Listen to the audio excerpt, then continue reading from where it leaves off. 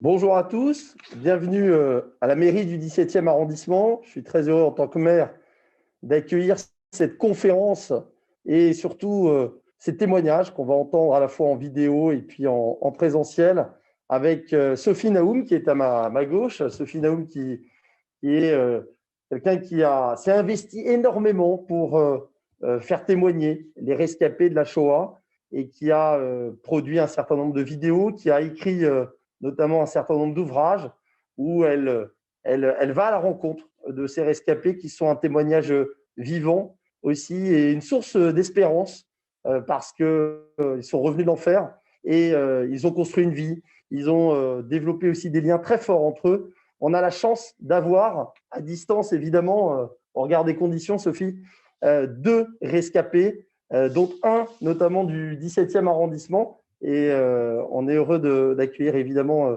Bernard, mais Shlomo, son ami, et c'est comme ça que Sophie l'a rencontré, Bernard, dans le 17e arrondissement. Eh bien, ils sont avec nous. Et donc, c'est pour nous, dans le cadre de la semaine, puisque c'est une journée en général, mais nous, on a souhaité que sur le mois de janvier, on puisse honorer aussi finalement la mémoire de toutes les victimes de l'Holocauste.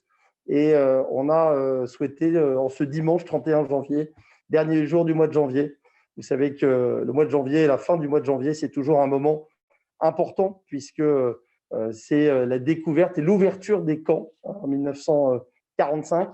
C'est une date anniversaire, une date de commémoration. Eh bien, la mairie du 17e arrondissement elle souhaitait aussi qu'il y ait un message qui soit envoyé, qui soit surtout un témoignage, un échange. Et donc, on a ce grand privilège d'avoir Sophie avec nous, qui habite l'arrondissement, pas un secret, qui est déjà venue, elle en dira un petit mot, il y a quelques mois, de pouvoir donc témoigner et surtout d'échanger et surtout de faire passer un message positif, mais un message qui s'appuie sur ce qui s'est passé il y a quelques décennies. Et voilà, c'est un message vraiment très important. Je suis très heureux qu'on ait pu monter cette réunion à distance avec toutes les limites liées effectivement au contexte sanitaire, mais voilà, la vidéo, la technique et les technologies permettent aussi de diffuser très largement. Et c'est très important dans le combat, évidemment, contre l'antisémitisme, mais c'est aussi le combat contre l'antisémitisme, c'est aussi de parler de ce qui s'est passé. J'ai été témoin notamment d'une visite et je suis allé à Auschwitz-Birkenau il y a 2 ans avec les amis du CRIF. C'était la première fois. On y est allé avec plusieurs élus du 17e arrondissement. Eh bien, vous ne revenez jamais indemne de ce que vous avez entendu, vu. Et j'avais eu la chance d'être accompagné aussi on avait la chance d'être accompagné par des rescapés. Et je peux vous dire que c'est important de passer ce message aux nouvelles générations, que voilà, c'est à quelques milliers de kilomètres de Paris, voire à quelques centaines de kilomètres, qu'il y a eu ces camps de concentration, qu'il y a eu cette solution finale qui a été organisée, et que, évidemment, ce sont des crimes contre l'humanité et qu'on ne peut pas oublier, mais qu'on doit être extrêmement vigilant dans le quotidien de nos sociétés, et qu'on ne doit laisser évidemment rien au hasard et qu'on doit surtout ne rien laisser passer. Mais je crois que c'est important aussi de faire témoigner pour montrer qu'on a des héros incroyables, qui sont encore vivants. Et c'est une chance formidable. Et évidemment, avec la vidéo, avec le film, avec les écrits, eh bien, on est là pour transmettre finalement ce qui s'est passé. Et la mémoire, c'est quelque chose de vivant. Et c'est pour ça qu'on souhaitait cet échange. Voilà, je ne veux pas être trop long, mais je vous remercie encore d'être parmi nous. Et je vais céder la parole à Sophie Naoum qui va animer cette table ronde, conférence, témoignage. On ne sait plus comment évidemment, parce que vous allez voir, ça va être très vivant. En tout cas, merci d'être parmi nous et merci à Sophie d'avoir accepté. Merci beaucoup, Geoffroy. Je vais être moi très brève pour l'instant parce que je préfère qu'on voit en vidéo un peu ce qu'est le projet les derniers. Voilà, en tout cas, je suis très contente parce que voilà, c'est une preuve de l'adaptabilité encore de l'être humain d'être là, parce qu'il y a un an, on était là dans la mairie avec des témoins, c'était juste avant le confinement. Presque un an après, on est là comme ça, mais il y a Shlomo, Bernard, leur fils. Et c'est ça aussi que ça raconte, ce projet, c'est qu'ils ont, eux, survécu à tout. Et c'est une grande, grande leçon de vie, de courage, d'espoir. Et je trouve qu'ils nous donnent beaucoup de force. En fait, ils nous obligent. Et moi, c'est surtout pour ça que je m'accroche à ce projet, parce que je voudrais qu'on soit un tout petit peu à la hauteur de l'exemple qu'ils nous donnent. Alors, on en est loin, mais voilà, en tout cas, c'est très important de les écouter pour se souvenir, mais aussi pour l'avenir. Voilà, donc on va vous montrer un peu ce qu'est le projet.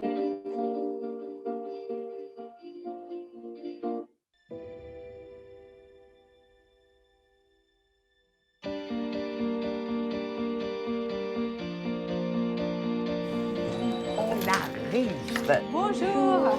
Bonjour. Bonjour, Sophie. Entrez. C'est des gâteaux au fromage et des strudels. Mais il fallait pas. Oh, c'est gentil. Moi aussi, j'avais préparé pour vous. Je me souviens plus très bien. Je raconte maintenant, mais personne ne peut comprendre, personne. Dans peu de temps, on sera plus là et c'est vous qui serez le seul en disant « j'ai vu un témoin qui a vécu cette période ». Vous allez devenir le témoin du témoin que je suis. Vous avez de la chance, c'est les derniers que vous prenez là. Les Français étaient à la porte ici. Là, ce que j'ai fait, mon père était caché ici et j'ai fermé la porte. Quand ils ont mis les menottes à la main, il est sorti du placard. Il a entendu qu'on vous arrêtait? Oui. Donc il est sorti de sa cachette comme ça Et moi, j'ai pleuré. Pourquoi t'es sorti? Mais donc là, vous avez quel âge? Je dois avoir 3 ans et demi. Vous avez été déporté donc 1 an après ça. Oui. Elle est revenue, c'est avec sa sœur, avec moi, ça fait 3, et cette petite fille-là. Et tous les autres ont été gazés. Ça me manque, ma famille. Tout le monde a des familles. Moi, je ne peux pas dire ma famille. Je n'ai personne. Vous aviez combien de frères et sœurs? Nous étions 7. 7 frères et sœurs? Tout le monde a été arrêté, déporté. La dernière fois qu'on s'est disputé, mon père et moi, c'était dans le train pour aller se déporter. Il fait « Julia, toi, il faut que tu vives, il faut que tu racontes tout ce que... Faut que tu te racontes tout. Qu'est-ce que j'ai à raconter? Les horreurs que tu vas voir. Quelle horreur qu'on peut voir. Vous savez, c'est des images qu'on ne peut pas oublier. Hein. La honte, l'humiliation, je ne sais pas si vous pouvez imaginer ce qui passe dans la tête. La nuit, en plein hiver, il fallait faire de la gym, tendre les bras et sauter. Alors on est à poil, on crève de froid, on est fatigué, on est épuisé, on est affamé. On vit peut-être les derniers jours et on saute et ils nous arrosent et ils nous tapent dessus. Vers la fin de la guerre, on m'a mis parmi les morts. On a considéré que vous étiez mort. Oui. Vous étiez sur un tas de cadavres. Oui, j'étais fini. J'ai été rapatrié des camps et je pesais à mon retour 16 kilos. 16 kilos? J'étais un vrai squelette, voilà, dans la peau. 16 kilos, c'est le poids d'un enfant de 2 ans. Bon, ben voilà. Vous ne pouvez pas savoir comme c'était poussé à l'extrême. Comment j'ai survécu, je n'en sais rien. Je me retrouve quelquefois face à des descendants. Je dis pourquoi moi je suis rentré et pas pourquoi pas son grand-père ou son père, pourquoi lui n'est pas rentré. Alors j'ai une forme de, si vous voulez, quelquefois de culpabilité. D'être vivant. D'être vivant. Est-ce qu'on arrive à avoir une vie normale quand on a vécu Et tout à fait normal, non. De la tête est un petit peu chamarrée, comme on dit. Je criais la nuit et mon mari me secouait, il disait « mais t'es fait un cauchemar ». Et c'était toujours le camp. Je me levais comme si on m'avait appelé à l'appel plate. Dans ce cauchemar, je me voyais arriver sur cette ligne de chemin de fer sur le quai avec deux de mes enfants, en disant « mais comment je vais m'en sortir avec mes enfants ?» Il faut que je vous montre quelque chose. C'est ma gamelle de Buchenwald. Oh, c'est pas vrai. Oh, comment vous avez... Oh là là. Oh. Pourquoi vous avez gardé tout ça? Mais pour le montrer. Donc, qu'on n'oublie pas. Ça, c'est un témoignage. Mais pourquoi on n'est pas obligé de me croire ces paroles. J'ai commencé à témoigner, surtout quand il y a eu les négationnistes qui ont commencé à déblatérer, à raconter que les chambres à gaz c'était pour l'époux, que c'était des décors de cinéma faits par les Américains. Tout ça, c'était des racontards, que ça n'a pas existé.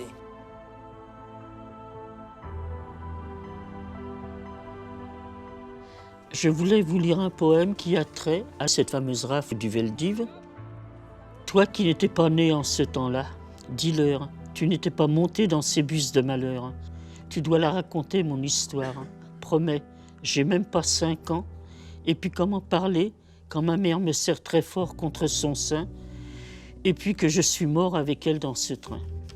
Comme je ne pouvais pas parler, j'ai décidé d'écrire. Vous avez travaillé, hein? Moi-même, je suis étonné que j'avais eu la patience d'écrire tout ça. C'est impressionnant. Je me dis que je devrais faire encore plus. Toutes les horreurs qu'on entend jour après jour et les réactions des gens, c'est insuffisant, c'est évident. Mais peut-être, j'espère que ça va mûrir et puis ils vont comprendre de ce qu'il arrive aux autres. Ça peut arriver un jour, si ce n'est pas à eux, mais à leurs enfants, à leurs petits-enfants. C'est pas beau tout ce que je vois. Que de l'antisémitisme, ça continue. Vous savez qu'il y a 3 ans, j'entends hurler dehors. Je ne savais pas ce qui se passe dans la rue Rochechouart. J'ouvre la fenêtre, il y avait un défilé. Mais ce défilé-là, quand je suis arrivée à Lyon et que les Allemands sont rentrés, il y avait le même. Vous savez ce qu'on criait? Mort aux Juifs, il y a 3 ans. Alors si vous savez ce que ça m'a fait mal. On n'apprend rien de l'histoire. Moi, ça, je suis persuadée qu'on n'apprend rien de l'histoire. Ce qui est grave, c'est l'indifférence en disant « il ne fera jamais ». Même mon père était dans cet état d'esprit, en disant ce qu'Hitler dit, ça n'a pas d'importance, etc. Et votre père, il n'y croyait pas, quoi? Mais beaucoup de gens. On est dévasté en disant que ça fait 70 ans qu'on essaie de parler. Malheureusement, l'histoire, elle se répète peut-être pas de la même manière, mais ça lui ressemble étrangement. Asia, merci beaucoup. J'espère que c'était pas trop... Non, non, ça m'a fait beaucoup plaisir de vous voir. Surtout les veaux blancs. Non, je ne connais pas. C'est froid aujourd'hui. Hein. Je voulais vous réchauffer, vous aussi? Oui, je veux bien. Alors là, c'est la première fois que je bois une vodka pendant les tournages.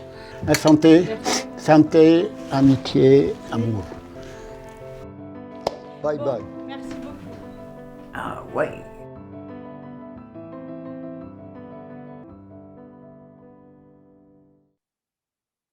C'était l'époque où on pouvait encore s'embrasser, Shlomo. Je ne sais pas si vous m'entendez. Ah, je ne vous entends pas, moi. Il faut remettre. Ah, voilà, Rami. Maintenant, vous m'entendez? Oui, c'était l'époque où on pouvait s'embrasser, boire des verres de vodka. Vivement que ça revienne. Évidemment, on ne peut pas s'embrasser, mais on peut toujours prendre le vodka. Voilà. Alors, comment vous réagissez à cet épisode, Shlomo? Qu'est-ce que vous voulez nous dire après ça? Et malgré toutes ces choses affreuses que je vous présente, les choses affreuses, c'est difficile, je ne sais pas si c'est affreuse, mais avec ces choses épouvantables, on fait la beauté. Et s'il n'y avait pas de beauté, ça gardera, ça ne servira pas à la mémoire. Parce que quand j'ai appris les actions des soldats napoléoniens en Espagne que par un grand peintre Goya, donc, et pas par les historiens. Et après, j'ai appris qu'est-ce que ça se passait. Donc, et puis en plus, dans les camps où tout était mis en œuvre pour anéantir notre humain, j'ai rencontré des gens jusqu'à la fin humains qui m'ont permis aussi d'échapper à la mort. Donc, l'homme est possible. Je crois à l'homme. L'homme est possible et soyons hommes. Homme, aussi femme, évidemment. L'humain. Merci beaucoup. En tout cas, vous nous donnez une grande leçon dans ce sens et merci infiniment pour ça. Vous êtes vraiment des exemples pour nous. Rami, comment tu réagis à à l'épisode de ton père et plus généralement à son message. Bien, cet atelier, je le connais bien puisque j'y ai vécu. J'étais étudiant, ça me rappelle ma première année de médecine, des études pour réussir l'internat de médecine. Et j'ai vécu dans cette petite pièce bleue où mon père dessine actuellement. Donc, moi, j'étais à mes études et lui, il tapait sur le granit. Donc, je connais très bien cet endroit et il fait partie de moi. Et concernant l'art de mon père, c'est vrai qu'il a une manière d'exprimer l'insoutenable de façon soutenable. C'est peut-être le propre de l'art, de permettre justement d'aborder l'insoutenable. Et il y a toujours dans ces dessins quelque chose de très humain. Il y a des regards, il y a des choses très simples qui nous ramènent à la base, à la source de l'être humain. Et donc, je pense que le témoignage de mon père, qui est lui-même, c'est le témoignage d'un déporté, et c'est aussi un grand artiste qui permet les deux ensemble de transmettre la mémoire de la Shoah d'une façon très singulière, comme je l'ai dit, de transmettre des choses insoutenables par l'art, par la beauté. Aussi, Dostoïevski nous a dit que la beauté sauvera le monde, peut-être. Merci beaucoup. On va vous reparler évidemment ensuite, mais alors je voulais dire que j'ai filmé Bernard récemment, donc malheureusement l'épisode n'est pas encore fini, mais j'ai voulu quand même qu'on ait au moins un extrait de son témoignage qu'on va diffuser, mais ça mérite quand même d'être un petit peu introduit en fait, c'est-à-dire que quand le ghetto dans lequel était Bernard a été vidé, il a réussi à se cacher sous terre, dans un trou, dans lequel il a passé plusieurs mois et avec rien. Donc l'extrait parle de ça, mais c'est assez incroyable de se dire qu'il a passé tout ce temps caché sous la terre, quoi. Enfin, c'est à peine concevable aujourd'hui. Et encore une fois, ça nous donne, ça nous donne beaucoup de courage et de force. Et on va écouter cet extrait. Il n'y avait plus personne, c'est ça que vous dites? Il avait été vidé complètement, c'est ça? Il restait que vous? Totalement. Et on a trouvé de l'argent, on a trouvé une radio qui marchait. Vous allez voir pourquoi. Ouais, tous les restes des Juifs qui avaient été emportés. Qui a laissé tout, puisqu'ils étaient amenés dans les camions directement à Auschwitz ou Belzec, ça dépend de train. Eh bien, nous, on est sortis, on a même pris un sac de farine de 100 kilos et on a creusé un trou sous la chaussée. Ouais. On pouvait le faire parce que n'oubliez pas que la ville était bombardée et on est resté 6 mois. Oh, dans un trou pendant 6 mois? Oui, en mangeant uniquement la farine cuite dans l'eau. Nuit, il neigeait dehors, mais beaucoup de neige. Une neige blanche, épaisse. Or, on se dit, dans le ghetto, sur le trottoir, passaient deux soldats ukrainiens. Ils ont vu un carré de neige fondu à cause de 3 types qui dégagent la chaleur. Et qui ont réfléchi, c'est pas possible, qu'est-ce qui se passe? Quelque chose de chose. Qu'est-ce qui se passe? Avec la chaleur, ils voient qu'il y a quelqu'un. 3 types qui sont dedans, ils ont cherché l'entrée, ils ont trouvé l'entrée, c'était bien faite, mais il nous a trouvés. Et puis, on a discuté, j'ai conseillé un peu, j'ai parlé ukrainien. Ouais. J'ai dit, si vous nous relâchez, qu'est-ce que vous voulez? Il dit, qu'est-ce que vous avez? Donc oui, ça y est, j'ai fait une affaire. Ouais. On a de l'argent, on a ça, on a poste radio, parce qu'on savait tout ce qui se passe. Radio. Incroyable, vous écoutiez, vous aviez les informations uniquement et tout? La nuit, bien sûr, écouter. Ouais. Mais ils ça ont marchait. pris la radio, ils ont pris l'argent, Ils sont partis. On a vécu pendant 2 mois dans les ruines, puisqu'il avait dit qu'il y avait beaucoup de ruines, puis même j'étais très bombardé. Mais dans une ruine, un jour, quelqu'un est venu faire pipi, et il a vu qu'est-ce qui se passe, il a dit qu'il voit 3 personnes. Ouais. Alors, les Polonais touchaient 1 kilo de sucre par juif. Ah oui. Alors, ils sont dit tracts de sucre. Dès qu'ils nous maintenaient, et un qui a appelé le Gestapo.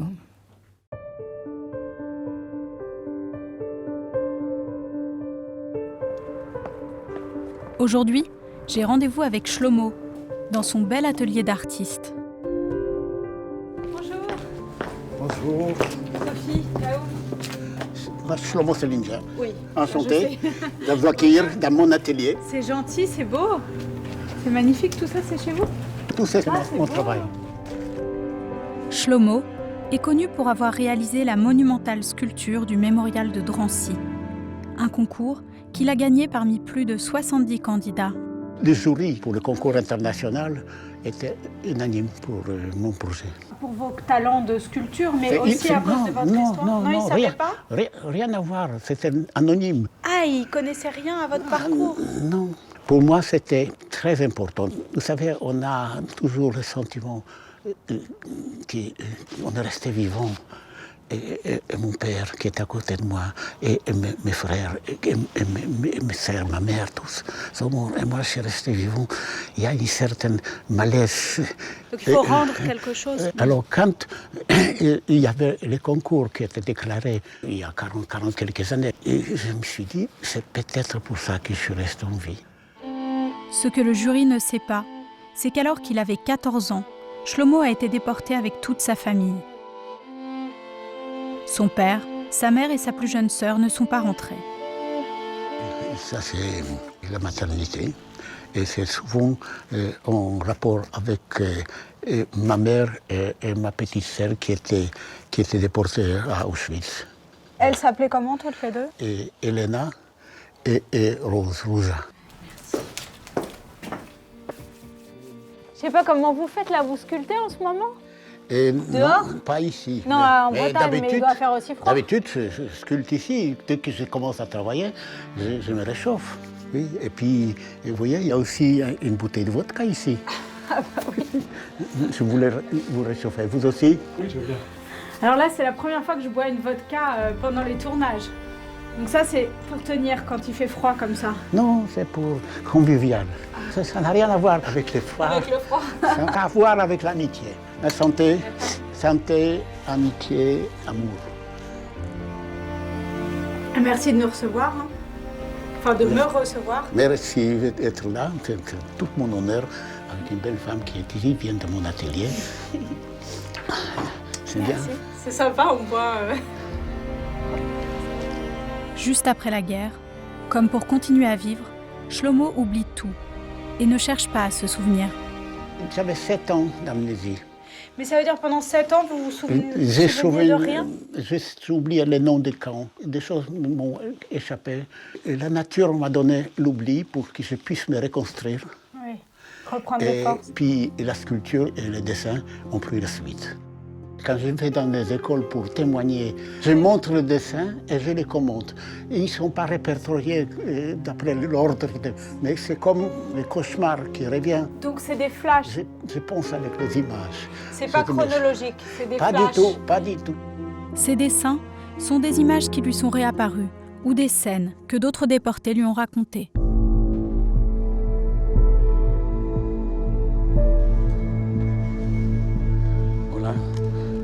Le matin, ils nous ont réveillés beaucoup plus tôt et ils nous ont poussés dans une enclave où il y avait des arbres, il y avait encore nuit. Et qu'est-ce qui s'est senti au-dessus de moi? Il y avait des jambes. Des jambes. Tout à coup, on a découvert les arbres. Sur les arbres, tous les arbres, il y avait des pendus. Et ça, pour nous dire, n'oubliez pas où vous êtes. C'est un suicide. Ah, c'est les barrières électrifiées, ça, quand les gens se jetaient? Qui se jettent Mais ça pouvait arriver uniquement des nouveaux arrivants. Des gens qui étaient déjà dans les camps, affamés, notre cerveau ne fonctionnait plus, on n'avait plus cette force de nous suicider. Là, c'est l'assassinat de mon père. On l'envoyait dans un camp qui s'appelait Brandé, et là-bas, on lui introduisait un tuyau d'eau dans la bouche et il en faisait écraser comme ça de l'intérieur. Donc c'est comme ça qu'on a tué votre père? On a assassiné mon père, on n'a pas tué, on l'a assassiné. Avant d'être déporté, je n'ai pas tellement bien connu mon père. Il travaillait, il était occupé.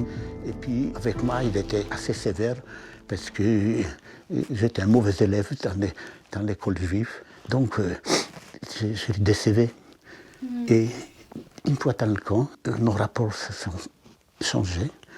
Il était là et chaque fois qu'on partageait les pains, il essayait de me donner un morceau de pain plus que les autres. Tout était mis en œuvre pour qu'on nous déshumanise. Il y avait quelques-uns qui sont restés humains. Et votre père, c'était son cas? Oui. Oui. D'ailleurs, il était respecté par les autres. Et une fois parti, je me suis retrouvé tout seul dans l'enfer. Chacun a une histoire, voilà. Vers la fin de la guerre, on m'a mis parmi les morts. On a considéré que vous étiez mort? Oui.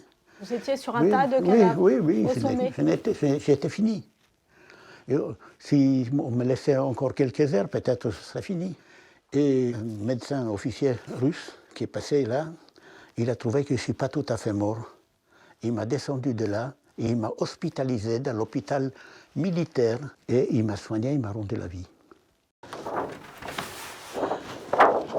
Certaines femmes se rendaient compte que si elles sortent avec leurs enfants, elles vont directement à la chambre à gaz. Ils laissaient leurs enfants dans les wagons. Et certaines SS entraient et ils les ramenaient sur les baïonnettes pour dire quelle femme indigne vous êtes. Vous abandonnez vos enfants. Voilà. Dans un petit camp, les commandants du camp nourrissaient son chien avec les sexes des prisonniers. Les chiens qui étaient dressés à manger de la chair? Mais évidemment. Mais vous savez, il n'y avait pas de limite. Pour quand quelqu'un est sadique, il avait toute la possibilité de s'épanouir.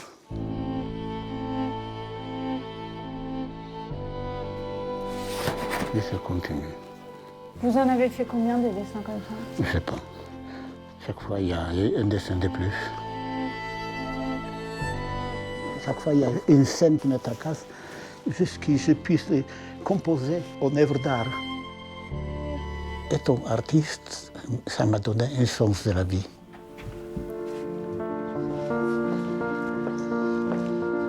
Voilà. Bon, Shlomo.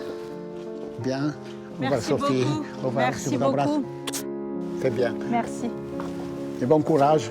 Merci. Donc c'est un court revoir, extrait de son Sophie. parcours et puis évidemment j'espère, on aura bientôt l'épisode en entier et vous en saurez beaucoup plus. Mais ensuite, donc après cette étape-là, il a été déporté et dans son témoignage, ce qu'il raconte, c'est que dans ses cauchemars toute sa vie, il a eu 3 images qui sont toujours revenues. Donc, ce sera détaillé dans l'épisode, bien sûr, mais je voulais peut-être que vous nous les racontiez, ces 3 images qui vous ont en fait hanté toute votre vie, voilà, et qui sont revenues dans vos cauchemars, si Stéphane. Elle voudrait que tu racontes les 3 images qui t'ont hanté. Les 3 images. Je vous l'ai dit, le plus c'était les Kaddish pour les 3 jeunes et juifs, dont un allait mourir. Deuxième image était Là, bizarre. vous allez vite. Est-ce que vous pouvez nous... On est en sourdine. Stéphane, cette image du Kaddish, il faut nous la raconter un peu mieux parce que les gens ne savent pas. En fait, un jour, vous êtes sur la place d'appel et il y a quelqu'un qui vient vers vous et qui vous demande quelque chose de vraiment très étrange. d'inédit, quoi. Est-ce que vous pouvez nous raconter ce moment? Redis ce que tu as dit tout à l'heure. Bon, j'ai dit que j'étais rencontré, nous étions deux qui marchions dans la cour de Wimmerthausen. On avait 2 ou 3 minutes devant nous. On a rencontré un jeune juif de 20 ans, 21 ans, qui nous disait qu'il ne peut pas tenir le coup, qu'il ne peut pas, qu'il le suppliait de l'accompagner et veut se tuer. Bon, on est allé avec lui. Il est sorti le morceau de drap qu'il a déchiré en tant que ficelle. Il a trouvé un tonneau, il est monté sur le tonneau et il a attaché sa ficelle à une poutre. Et tous les trois, lui le premier et nous deux, on récitait Kaddish de mort, lui vivant, nous pensant et voyant et vivant. On a dit les Kaddish et après la prière, il s'est pendu et il est mort sur le champ. Deuxième image spécifique, différente. Je marche dans le couloir de bloc où j'habitais, si j'ose dire. J'ai ouvert une porte par hasard, mais j'ai trompé. Et quand j'ai vu ce que j'ai vu, j'ai immédiatement fermé. Mais mon œil a tout vu. C'est par terre, il y avait 20 personnes, 20 hommes dans un rang de 5. C'est facile. 4 fois 5, c'est vite lu et vite compté. Et tous allaient mourir. C'était mort pratiquement parce qu'ils respiraient, mais c'était de râle. C'est ce qui est bizarre. Dieu sait combien de temps qu'il restait comme ça, sûrement 1 ou 2 jours, parce que le râle était synchronisé. C'était tous les 4 ou les 20 en même temps, en même voix, râlaient. Pourquoi? Parce que le chef de bloc maintenait vivant aussi longtemps que possible pendant ces 20 jours ou 15 jours où il vivait mort, semi-mort, mais vivant. Il touchait la ration de nourriture. C'est très important. Avec cette ration, il pouvait changer contre une cigarette, contre un tas de produits, et sachant qu'ils ne pourront plus jamais sortir, parce qu'on ne peut pas garder les morts, c'est impossible. Ça sent très mauvais, surtout l'été. Oh, c'était l'hiver, l'été, c'était juin quand j'ouvrais la porte. Et puis, lui a ramassé le vin mourant, plutôt mort, mais respirant encore, pendant quelques jours. Et pendant ces quelques jours, il touchait la nourriture. C'est très, très difficile d'admettre cela. C'est la deuxième image. La troisième image c'était, vous savez, j'étais condamné à mort avant de partir de Pologne, et puis gracié à travaux forcés perpétuité à Mauthausen. On m'a collé un chiffon rouge sur le dos pour bien voir. Eh bien, au lieu d'aller travailler normalement, on m'a mis dans la carrière, c'est-à-dire c'était une fabrique de marbre. C'était simplement la carrière de fer, de pierre. Et pour remonter depuis le bas de où il y avait le camp, il y avait 182 marches. Ce n'est pas tellement le chiffre qui était difficile, mais c'est que les marches n'étaient pas égales. On pouvait marcher, une qui avait 20 cm, un autre 40 ou 50. C'était très difficile de monter avec un morceau de marbre, un caillou, qui pesait entre 15 et 25 kilos. Et comme ça, pratiquement toute la journée.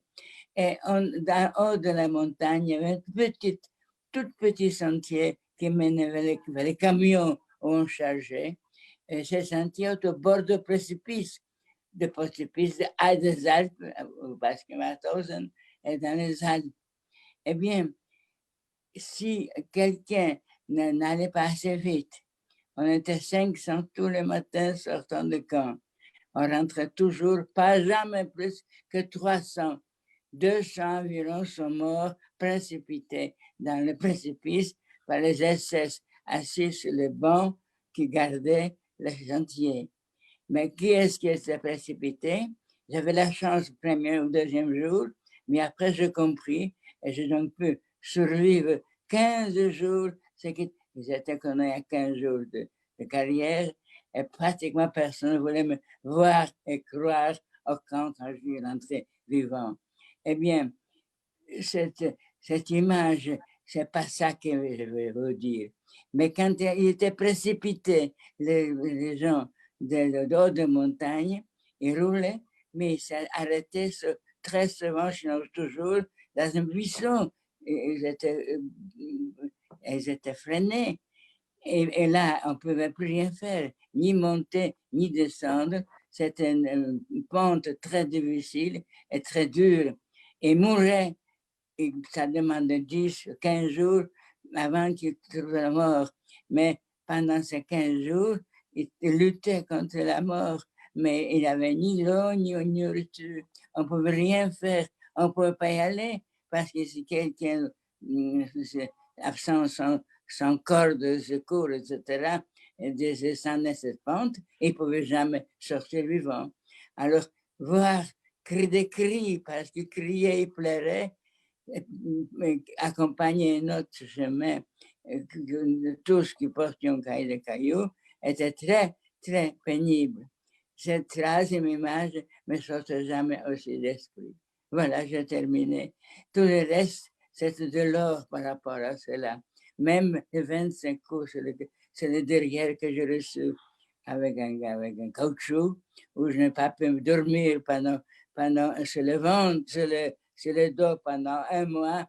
J'étais obligé de dormir sur le ventre. Là, mon derrière était complètement détruit. Mais tout le reste, ce sont des choses, mettons, terribles, mais humainement, humain. Mais voir ce qui s'est passé pendant le chemin sur les montagnes, sur les carrières, et puis surtout les corps, 200 corps qui pourrissaient pratiquement. Ils tombaient morts quand la chair était pourrie. Et voir cette montagne flanquée de ces 200 morts quotidiens, c'était terrible de voir. Je m'arrête là parce que je pourrais pas raconter pendant 2 heures, mais vous savez, il y en a des livres sur Mauthausen, on peut le voir, et tout ceci que vous lirez, c'est vrai, mais c'est pas assez. Personne ne dira, pour ceux qui pourront le raconter, bien raconter, c'est les morts, mais ils ne parlent plus. Comment voulez-vous qu'on puisse, ceux qui ont survécu, comme moi, je ne peux pas tout dire, je n'ai pas tout souffert, comme les morts. Bernard, j'ai une question. Depuis combien de temps vous témoignez? Depuis combien de temps tu témoignes? Combien de temps? Oui. Quoi? Que tu témoignes. Combien de temps je témoigne? Oui. J'ai commencé 20 ans après la guerre. Je ne pouvais rien avant, à part mon épouse et mes enfants. Très peu, mes enfants. Mon épouse raconte quelque chose. Je ne pouvais pas sortir parce que, comme je m'ai prévenu, l'Oberführer SS qui m'a conduit depuis ma ville où j'étais arrêté, Przemyśl, vers Cracovie, à la prison de Montelup, où je devais être jugé et condamné à mort d'ailleurs, mais gracié par 2, 3 juges qui étaient là et qui m'a conduit, qui m'a dit: qu'est-ce que tu crois que tu vas vivre, tu vas se mourir sûrement. Parce que je lui ai demandé comment c'est-il, on partait de Przemyśl parce que les Russes étaient à quelques kilomètres. L'armée allemande est restée, mais tout ce qui est Gestapo et SS quittait pour Cracovie. Et m'a donc attaché à sa note et on a pris le train. Et à un moment donné, il me regarde, je vois une espèce de lueur, mettons, moitié humaine, et j'ose dire, et parce qu'il m'a dit, il me s'adresse, Figuette, comment ça va? Alors j'ai dit, écoutez, vous n'avez pas peur, vous n'avez pas peur, je savais déjà les 6 millions de morts, vous n'avez pas peur que tout ceci, vous allez payer? Il dit, premièrement, nous allons tout détruire. Nous avons reçu l'ordre de détruire tous les camps de concentration et toutes les chambres à gaz. Deuxièmement, vous croyez qu'ils vont se faire quelque chose? Vous croyez qu'ils vont regretter les 5 millions de juifs qui meurent? Voyons, vous faites une illusion. De toute manière, vous ne le verrez pas, vous serez sur ma mort. Mais je peux vous le dire, rien ne se fera après la guerre. Rien. Je voudrais dire aussi, merci beaucoup Bernard. Je voudrais dire quelque chose aussi, c'est que il y a plusieurs déportés, anciens déportés, qui m'ont raconté quelque chose, et Bernard aussi. C'est qu'après la guerre, on leur a donné la possibilité de se venger. Bernard, ils ont retrouvé le directeur du camp, et ils ont donné des pierres aux survivants pour s'attaquer à lui, et il n'a pas pu le faire. Lui, enfin, n'a pas voulu devenir se résoudre à ça. Et voilà, et je trouve que Elie Buzyn m'a raconté la même chose d'une autre manière. Si vous vous souvenez, vous êtes vraiment quelqu'un de bien. Oui, j'ai la vérité. À un moment donné, le camp, on a les survivants dans le camp, on était quelques centaines. Jean Paquet a trouvé, caché, chef de camp de concentration de Mauthausen. Eh bien, on l'a attaché à un arbre et on l'a tué par en jetant de cailloux. Et on m'a donné un jet à côté, on m'a donné un caillou à la main. Je me suis sauvé. Je ne peux pas tuer, même un assassin. J'ai parti, d'accord, triste, mais vivant. J'étais vivant, on ne pas oublier. Il faut dire aussi que quand les Américains ont libéré les camps de concentration, ils sont arrivés avec une cuisinière de champs pour donner à manger chacun. Et tout le monde a mangé. Et c'est les 6 000 prisonniers qui étaient encore au camp, moitié peut-être morte de surdosage, d'avoir trop mangé.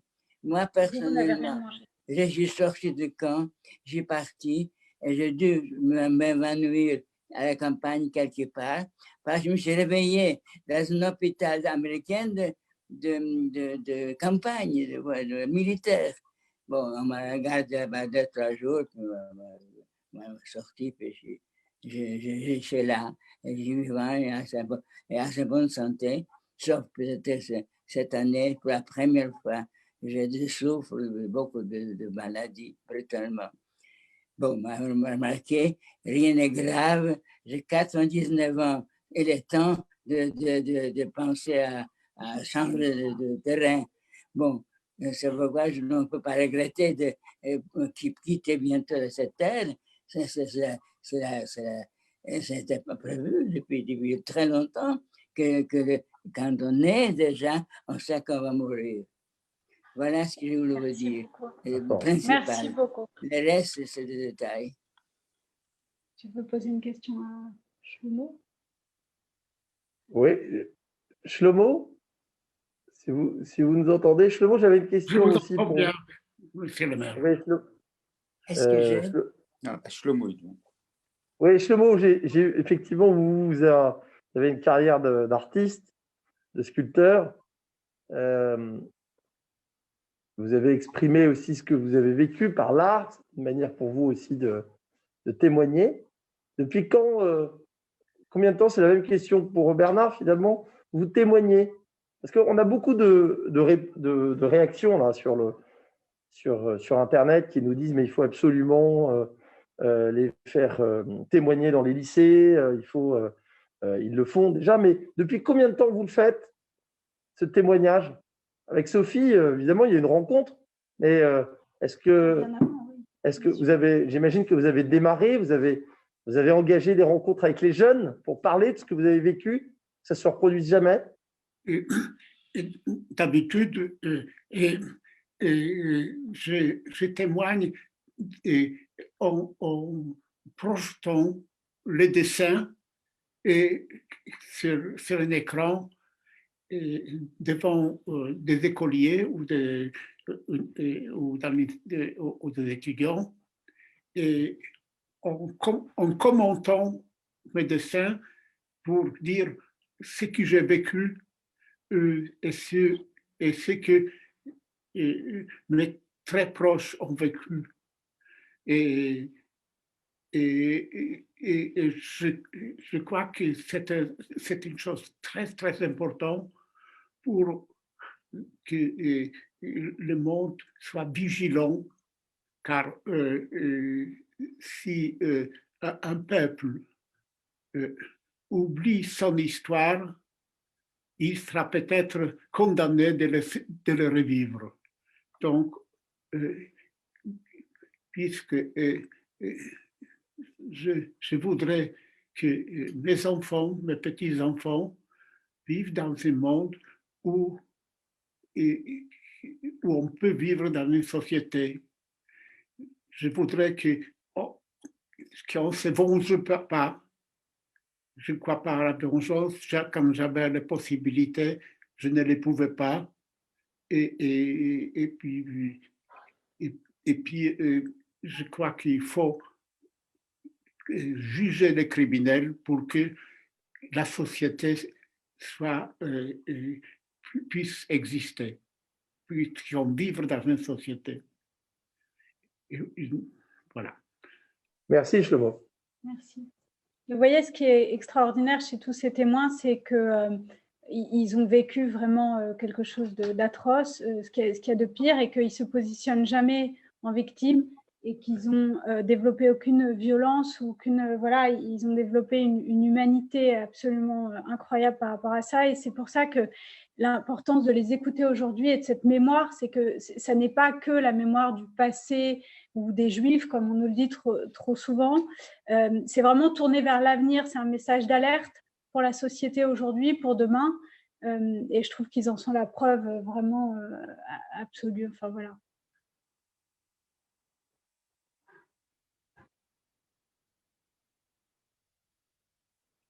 Rami, quelqu'un veut parler? Stéphane, on n'a pas entendu. Bernard, oui, Stéphane, oui. Moi, d'abord, je voudrais quand même remercier Sophie énormément du travail qu'elle fait. C'est un énorme travail de mémoire. Et puis, je pense que c'est pas les derniers, c'est un très beau nom, mais justement, grâce à Sophie, je pense que les derniers ne vont pas être les derniers. Parce que justement, c'est le travail de la transmission pour que les derniers continuent à transmettre, continuent à témoigner. Alors, la transmission, c'est très important parce que nous, en tant que Juifs, déjà, on est un maillon dans une chaîne ininterrompue de génération et on a un poids énorme de transmission. Alors, c'est vrai qu'on a en plus la transmission qu'on reçoit de nos parents qui ont été déportés, de notre famille qui a été décimée ou assassinée, et c'est un poids lourd à porter. Et je pense que c'est bien qu'on puisse le partager parce que c'est difficile, chacun, tout seul. Et des actions comme ça, collectives, où on met ensemble les mémoires, ça me paraît très, très important parce que c'est très, très lourd. Parce qu'on doit lutter contre l'oubli normal, on doit lutter contre ceux qui nient déjà, et puis ceux qui viennent, on les entend déjà murmurer, et puis ils vont parler de plus en plus fort, et ils vont souhaiter que ça recommence. Alors, c'est très, très important de transmettre et d'éduquer les gens, et ça ne concerne pas que les Juifs. On pourrait se dire, bon, c'est une histoire de Juifs, ça concerne les Juifs entre eux, finalement, des massacres, il y en a plein. Je ne pense pas, parce que je pense que la Shoah, c'est vraiment une pierre angulaire de la civilisation occidentale, et qu'aucune personne, même si elle est très loin, même si elle habite très loin de tout ce qui s'est passé, quand elle appartient à cette civilisation qui a produit ça, elle ne peut pas faire l'économie de ne pas se poser des questions sur elle-même, parce qu'on est tous façonnés par ça, juifs et non-juifs. Et c'est très important le travail de mémoire, et c'est collectif entre nous, les fils des rescapés, et avec les autres, avec ceux qui n'ont pas vécu, ceux qui ne sont pas du tout concernés par leur histoire personnelle ou familiale.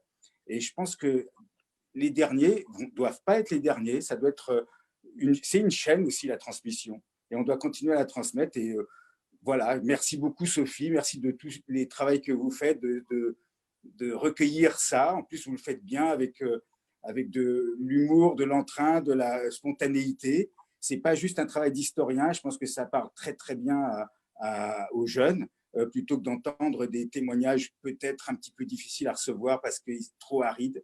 Et là, je pense que c'est vraiment très bien la manière dont vous procédez. Merci. Merci beaucoup.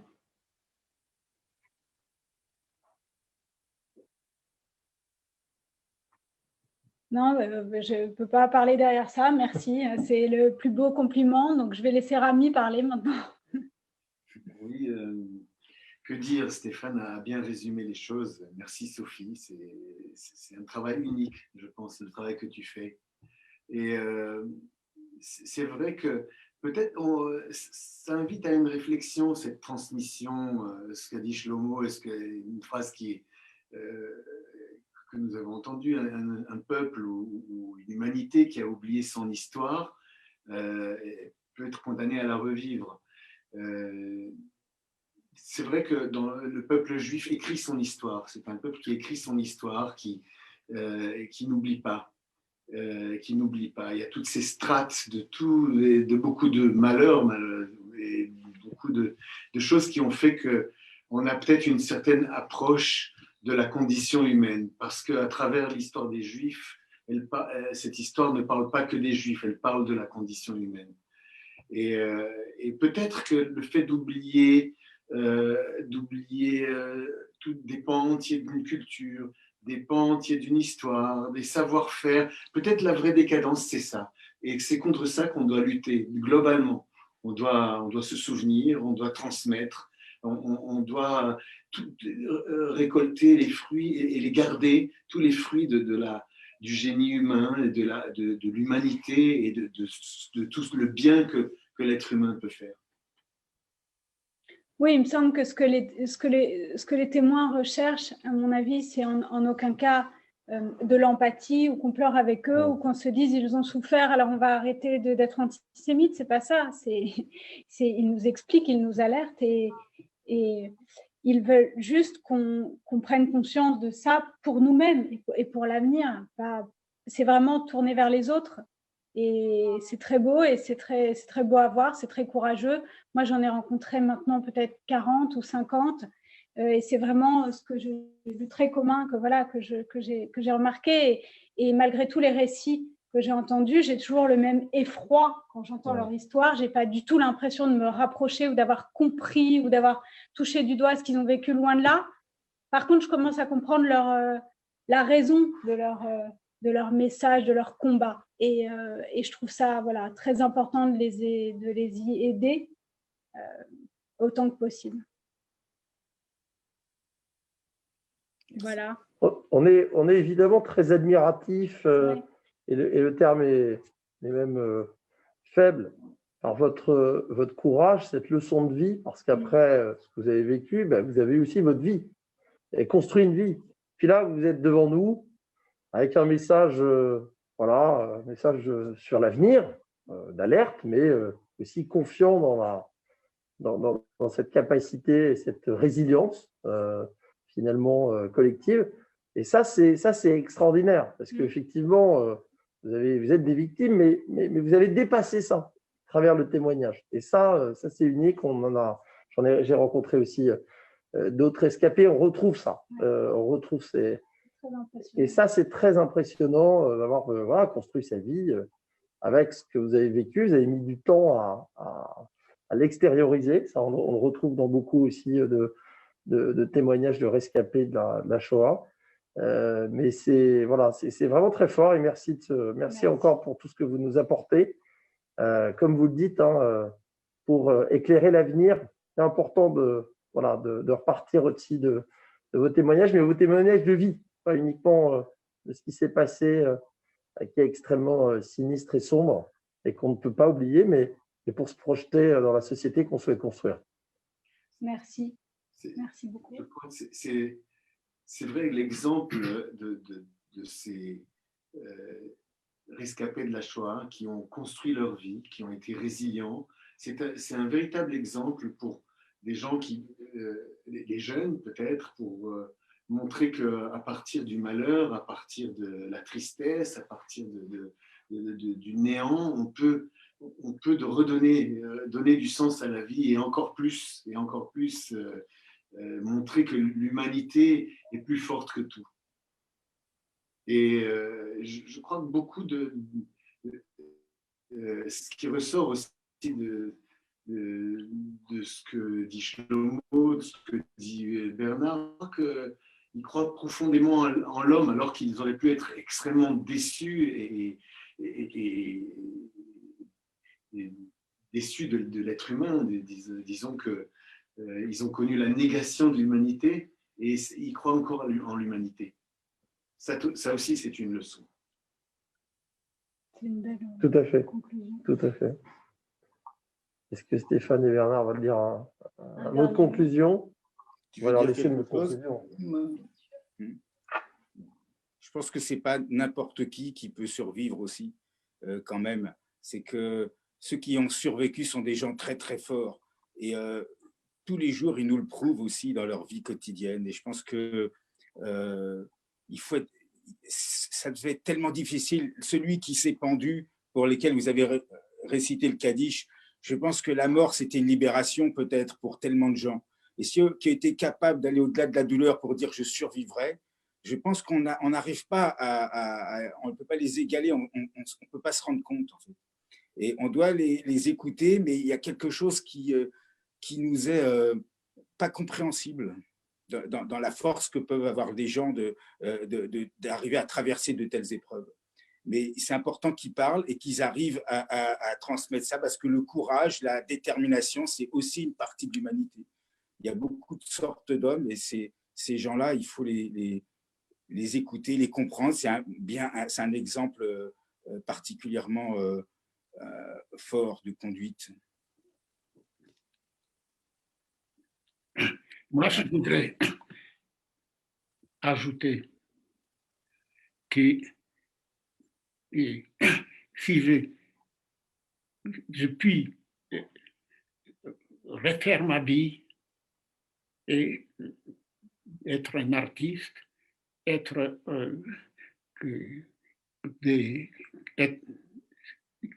croire à la vie aussi, c'est beaucoup grâce à ma femme qui était toujours là, qui est toujours là, qui avec un amour, une abnégation, soutenait dans tous mes efforts des difficultés qu'un artiste peut avoir dans sa vie et un être humain catastrophe. Et merci. C'est vrai que c'est un couple magnifique. Magnifique, magnifique. Routy, elle est là d'ailleurs. Peut-être qu'on peut lui laisser le mot de la fin. Elle peut venir nous saluer. La magnifique Routy. Voilà. Je vais vous apprendre quelque chose. Attends, papa, laisse-la parler. C'est un bel hommage qui vous rend. Oui. Et peut-être aussi parce que même que j'étais très jeune quand j'ai fait sa connaissance, j'avais 16 ans, j'étais déjà très sensible à la souffrance qu'il a passée, et je ne savais pas encore beaucoup de choses parce qu'il était amnésique. Mais j'étais sensible à la souffrance humaine, peut-être à cause de mon père. Mon père qui a pris la fuite de la Russie à la montée de Staline, qui était pendant la guerre civile emprisonné dans des causes. Il avait peut-être 14 ans. Et chaque jour, il a dit, il y avait une milice qui rentrait là-bas, qui a pointé sur les gens qui étaient assis sur un cercle pour les sortir dehors et pour les mitrailler en ouvrant le moteur des camions pour qu'on n'entende pas. J'étais déjà très sensible à ça. J'étais sensible aussi à la souffrance de ma mère, qui a passé aussi en Pologne, l'incendie de sa ville, la fuite de tout le monde. Et ils étaient marqués. Elle était marquée de son côté. Mon père aussi, bien qu'il n'a pas parlé beaucoup, il était marqué. Et je crois que moi, j'étais très sensible à la souffrance des gens. À l'art. Et en même temps, j'étais très sensible à l'art. Depuis toujours. J'aimais l'art, j'aimais la sculpture, j'ai regardé les livres. J'ai rêvé d'avoir sur mon piano une petite sculpture. Aujourd'hui, j'en ai, je ne sais pas, il y a peut-être 15 sculptures sur mon piano. Et voilà. Et s'il y a encore de la place, je mettrai encore une. Merci beaucoup. On va devoir conclure, mais c'est vrai qu'en tout cas, très souvent, l'amour, le couple, la famille, même si faire des enfants, ça a été quelque chose de compliqué pour pas mal d'entre eux, mais en tout cas, ça a été un grand élément, un grand vecteur de résilience et c'est souvent des couples merveilleux qui ont duré très longtemps, des familles très unies. Et on va rendre hommage d'ailleurs à la maman de Stéphane et à la femme de Bernard qui est décédée du Covid récemment. Et on va tous vous embrasser, vous dire merci infiniment et on refera ça très vite, j'espère, en présentiel, comme on dit, ou pas, ou voilà. Mais en tout cas, on va continuer d'une manière ou d'une autre. Merci Sophie. Merci. Merci. Merci à tous, vraiment. Merci infiniment. Merci Sophie. Merci. À bientôt.